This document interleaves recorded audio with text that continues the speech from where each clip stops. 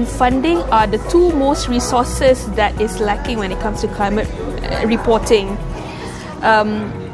We believe that if news media find ways to finance or invest in their own climate desk or environment desk, it will immensely help the reporters, the journalists, specialized editors to monitor, to continuously produce climate reporting. To get more impact, I think making it relevant to the individual.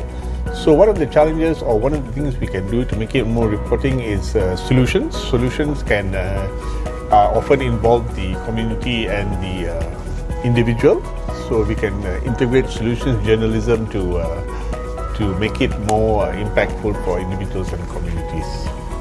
How do you visualize such a complex issue such as climate change through visuals?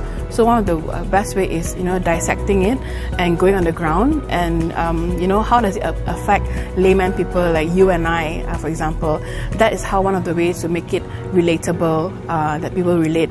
And I think also the challenge is also how to make it visually engaging as well. And also how to tie in important message like climate change, but still able to maintain the attention of viewers especially.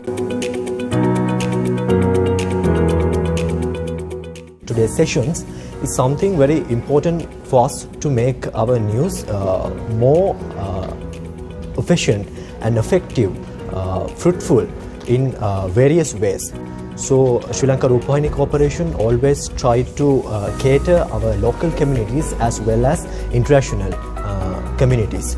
So this will be very helpful for me as a journalist to do more lot of works in climate change with sustainable development. I realize we need to package it in a sense that highlights the role of climate change in causing these extreme events, and even when we are showcasing the human interest stories, bring in the climate change aspect of it and underline it that this is the reality and these are some attempts to overcome or mitigate it. Overall, it was a good discussion because we had so many members from different parts of the world, and we don't necessarily have that kind of conversation when we're just covering news on our own. So I think that was a big takeaway from the course.